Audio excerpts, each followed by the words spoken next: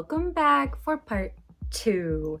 If you haven't watched part 1, go check it out. It's talking about the other first volumes I read in the month of July that were more new releases or new to me. And if you're new here, hi, hello, welcome. My name is Zoe, and this is my channel, Ms. Manga, where I talk a lot about manga. And today, like I said, we're doing part 2. These are manga that have been on my TBR cart for a while. They just been sitting there, and I just bought the first volume, and I was like, I'm gonna read this, and yeah, I just kept not reading it. So this is by no means all of them, but I did get through a big chunk of them. So yeah, we're gonna play another game of smash, pass, or on the fence. I'm excited to talk about them with you. So there's a pile to get through, so let's get going.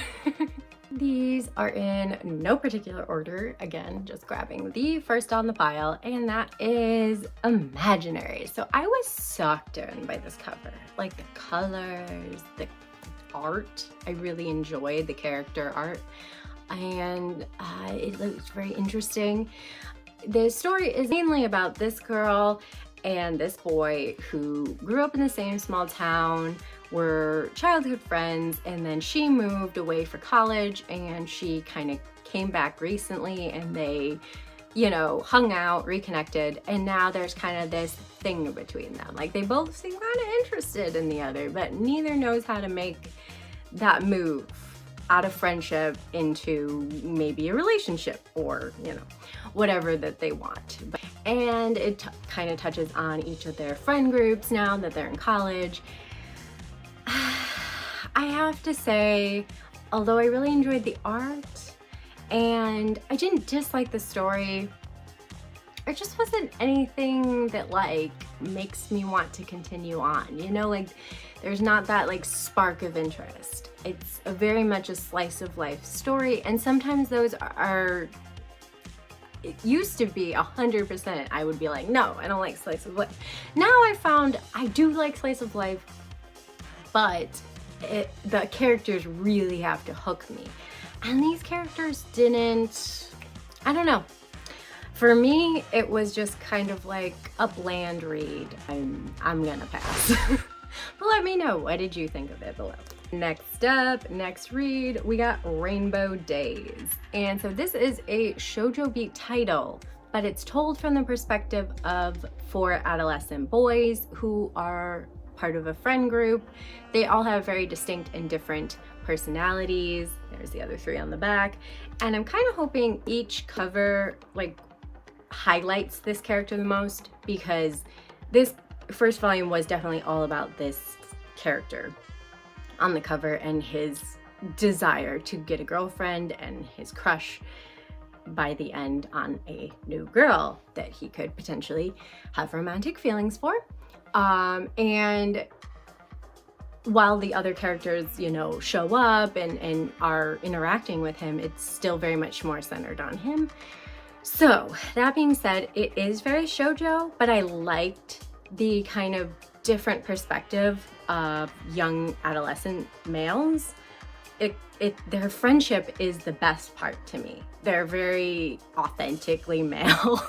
God, just thinking back to high school guy groups, guy friends, and their conversations, very similar, very off the wall sometimes. I mean, it's exaggerated, but it's like they'd throw one of their friends under the bus in a heartbeat, and I was nodding yep, they seem like friends. So it feels very realistic, their friendship, and that's what I really liked. However, there's this one aspect that comes up. So one of the guys is kind of the playboy of the group, and they all have very different personalities and stuff, which that's fun. But he's the playboy, and there's a girl that's the best friend of the girl he likes. And so immediately when they come up and she's very to him, and he's all very taken aback, I was like, ooh, this is gonna be my favorite couple. And then before the end, they do something that I don't really like, where she kind of seems to, in a fit of emotions and very much a vulnerable state, admit that she has feelings for her best friend, a girl, And so his response is to kiss her. It just feels like it's belittling girl crushes. It's belittling, you know, lesbians. Not saying she is a lesbian, but actual women out there who do not want to be kissed by a man. And she is in no way asking to be kissed by this boy. She just admitted to having feelings for a girl. We don't know if she's bi. We don't know if this is like a genuine, like, you know, she has feelings for girls, or maybe it's just this friend is, you know, the only one who's been kind to her, and so she has, you know, deeper feelings than just friendship for her, and she, you know, doesn't really want to date her, but she has this intense love for her.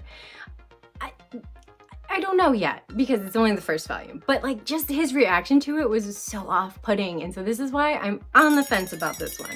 Let me know if you've read on. I definitely want to know how that goes on, how that plays out. If you could be like just vague about it though, like give it a chance, it'll be all right, or it kind of keeps up that energy throughout. Because I want to know, because I don't like that. It feels so discounting of actual female attraction and romantic interest. And yeah, so I'm on the fence on that one. Next up we have Love and Heart. So this one's very interesting. It gives you a lot of shoujo vibes, but then there's this darker psychological yandere element. If you don't know what a yandere is, they were very popular when I was growing up, and the best example is Future Diary. Yuno, I think that's her name.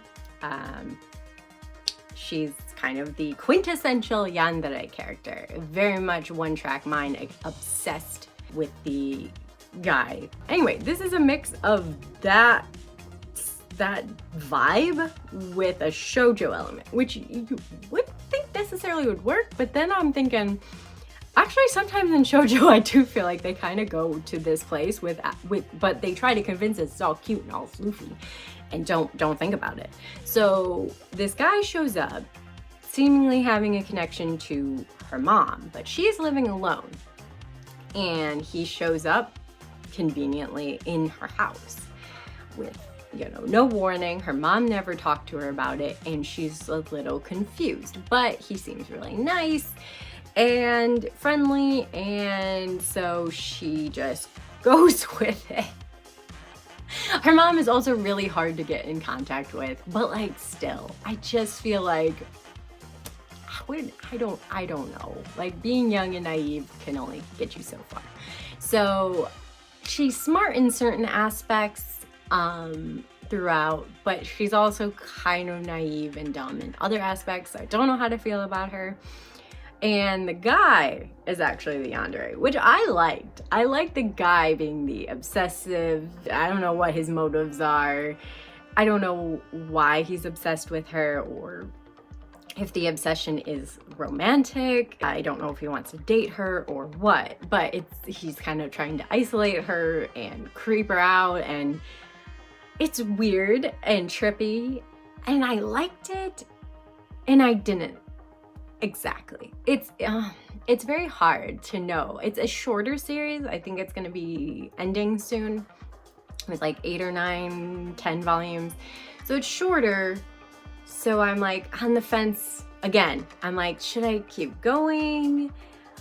I liked kind of that weird psychological darker element with the cute, the meet cute, the heroic guy of the typical shoujo. So it was quite an interesting collaboration within this volume, but at the same time, I don't know. Like, I think just like the little bit of dumbness creeping in with our main girl here, I don't know. Let me know. I really want to know if you've read on in this series, what you think, because yeah, I love the cat and mouse dichotomy too. Like, so this could be that, but it also could just be like she gets easily swayed, and then like they're in a relationship and he's just a little creepy. I don't know, you know, it could like water it down as it goes. So I really want to know how you feel about this series if you've read it. Let me know in the comments below. Right now, I'm on the fence. I'm not sure. Next up we have Frieren, Beyond Journey's End. That's how I'm pronouncing it. I'm probably wrong. But anyway, I loved this volume. So this is the first one that I've gotten to it was an easy love. Like, I didn't expect to love it as much as I did, but oh my God, it made me cry like 3 times, like literal tears pouring down my cheeks. I mean, I'm also just an emotional baby, but like to elicit that much emotion from me in the first volume, it does not happen that often. About this elf who has a way longer lifespan than the rest of her party. So they defeat the evil threat thing, you know, that happens in these fantasy worlds. They formed a party and they did that.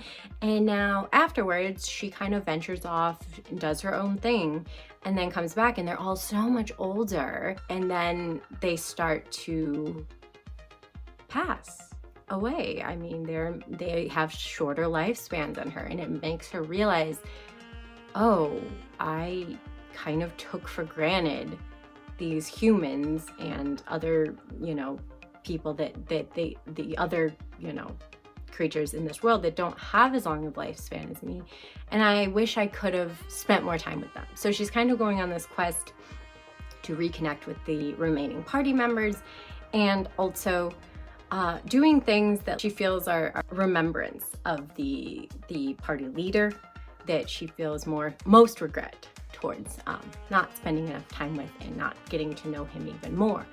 And I just thought it was so good and so powerful. It really like brought emotions in this shonen. I mean, and yeah, so it's more slice of life than action adventure for sure so far. But I just really liked the mage Frieren and her like emotional quest. I'm definitely going to continue this. I hope it keeps up that like I don't know, it sometimes worries me that if it starts off so strong that it could kind of start going downhill, kind of flatline, because you know, it's possible.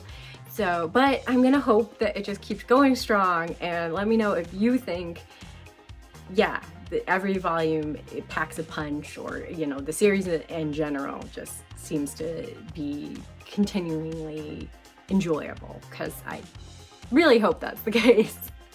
But I'm really excited to read more now, and this is a super smash from me. Next up is Boarding School Juliet. So my friend recommends this one, and I've been really liking more of that rom-com vibe. So, and he insists this is a rom-com, so I'm like, okay, I gotta read it. I have bought the first volume eons ago, and I'm like, I just need to read it. And I really, really did like it. I thought it was super cute. So this is a very much like romantic, cutesy play on the Romeo and Juliet, the Capulets and the Montagues. If you don't know Romeo and Juliet, it's, you know, warring houses that aren't supposed to, you know, why the word canoodling is in my brain. That's not the word I want. They're not supposed to fraternize. Fraternize is the word I wanted. With the other side, this time it takes place in a boarding school. So they're from the east and the west sides of the city, basically. And that's the different factions instead of like actual houses. But yeah, so basically similar principle. And Romeo in this one, of course, he has a huge crush on Juliet, and he knows that like they can't really be together, but he still confesses his feelings, and they start secretly dating really early on. Like, I'm not really giving away much. This is what happens in the first half of the book, and it's really cute. So I used to not like when a series starts off in a relationship. I loved, and I still love, the angst. The angst of the will they, won't they get together is great. But this has angst in the will they or will they not get found out. So there's that angst and that conflict there, but it's definitely a more cutesy premise, and it's it's cute, it's sweet, it's like just a fun rom-com read, and yeah, I'm smashing it. I liked it. I'm excited to read more of it. Next up is another romance, Those Not So Sweet Boys. So I was not sure about this one. Again, shoujo vibes. And I'm like, not sure about shoujo vibes. It's very like comparable to Waiting for Spring setup. And I just wasn't getting into Waiting for Spring. I do have to try and read it again. But I read the first 3 volumes and like the one girl with the group of guys, but I don't know, it wasn't doing it for me. But I actually have to say I like this setup and I like these characters, I guess, more. She is still kind of a more quiet, studious, hardworking girl, but she has a bit of, you know, stubbornness. She sticks to her values and she's stubborn about it, and that comes through in this, and it makes me find her likable, I guess. It's what I'm trying to say. And the 3 boys are these kind of delinquents. They have their reasons, but mainly it's because of one of the boys in the group is the son of a kind of shady guy, and so students in the school are kind of wary of him. They kind of try and get him in trouble, and his friends are there to support him and back him up, and she's trying to get these guys to go back to school, and now is trying to like kind of get her fellow classmates to accept the guys and see that they're not really standoffish and cold. They're just reacting, you know, because their friend was hurt and put under the bus and stuff. So yeah, it's sweet, it's cute, it's definite shoujo vibes.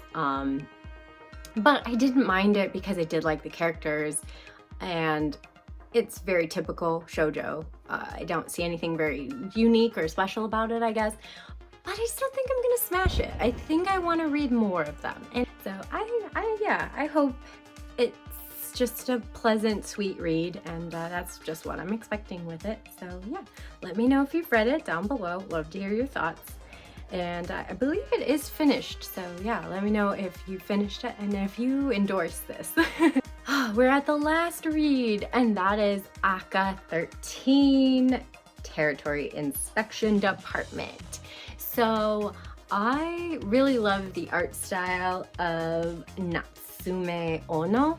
I've read a couple other things like One Shot and like a short series or something, or maybe it was 2 one-shots, I don't know, but by them, and I think her art is different, it's unique.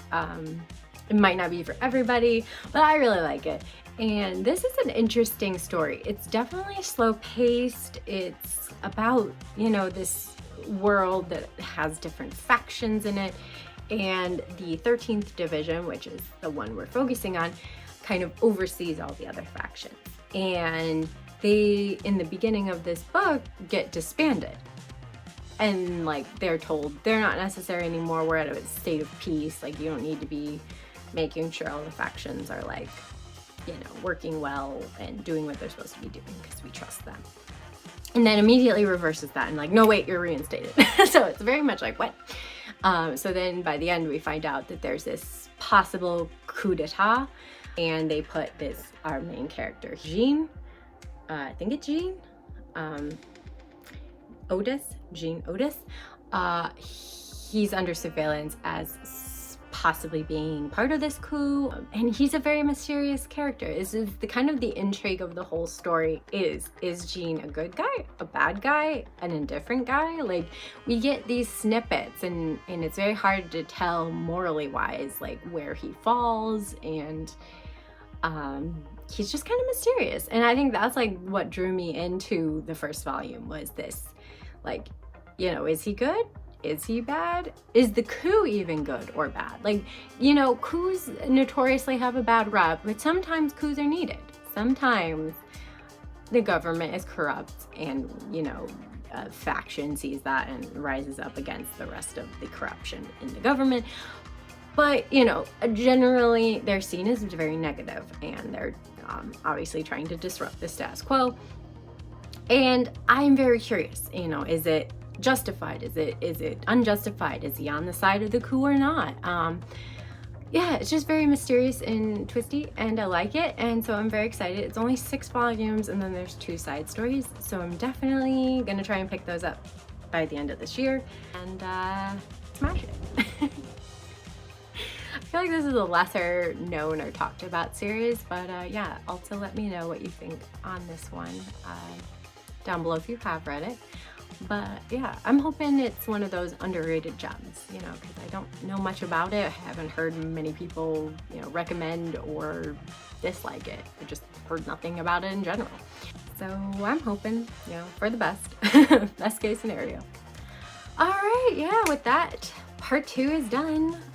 If you couldn't tell, I did this all in the same day. You know, I liked my outfits and my makeup went with my outfit, so I didn't even change my outfit. So yeah, and you know, it's part 1 and part 2, so I feel like they go together. So I hope you don't mind.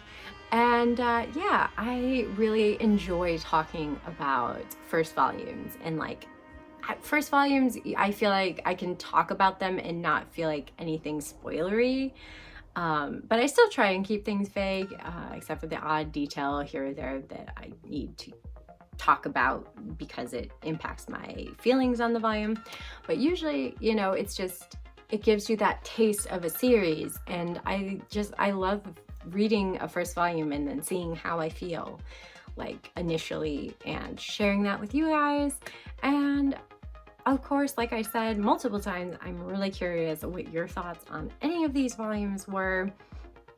If you've read like the whole series of some of them that are complete, or read further on, I'd love to see what you think of it moving forward. I generally liked what I read. I'm more smash than pass for sure on this one, but there were a bit of on the fence. It's kind of different and interesting to see between the 2 parts how I felt about the first volumes. And I do think that knowing certain series are finished or near finished and they're shorter impacts my decision to smash it or pass it or be on the fence, because I'm like on the fence if maybe I'll collect it all and then I'll see, you know, because it's not that long. My mind works in stupid ways. What can I say?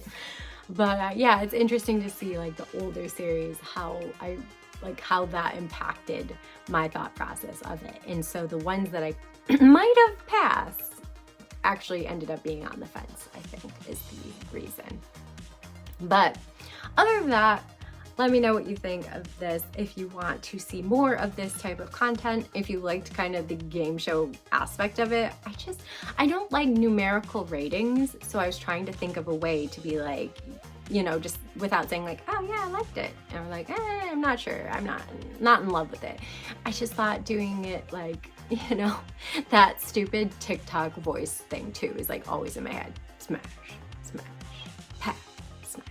I don't know. So that's like how I incorporated that stupid trend in this video. Let me know what you think. If you want it to continue, if you just want me to drop it, that's fine. You can tell me.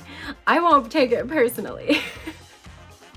And if you could like the video, commenting below and liking the video, both our engagement and are super appreciated, and the YouTube gods smile down upon that sort of thing. And if you haven't already, please do subscribe to the channel. Summer's been really busy and I haven't been able to crank out as many ideas for videos as I would like, but it's winding down and I'm hoping to have more time and do more things that I, you know, have in the back of my head that are different, and hopefully you guys will like them. So yeah, with that being said, thank you to everyone who has subscribed already. It means so much to me. I am so thankful that you like this content enough to subscribe. It means a lot. And until next time, bye!